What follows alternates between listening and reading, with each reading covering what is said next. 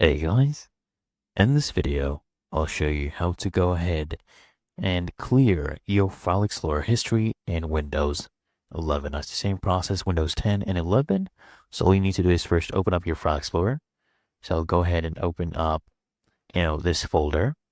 You can open up any folder. Now, you want to come here and click on View first, okay?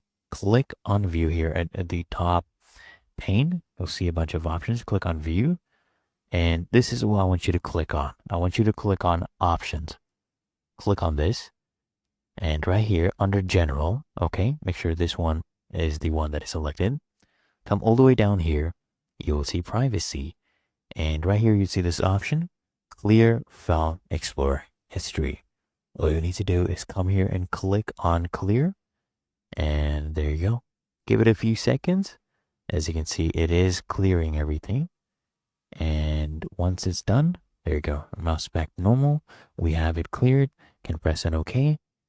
There you go. Really that easy and simple.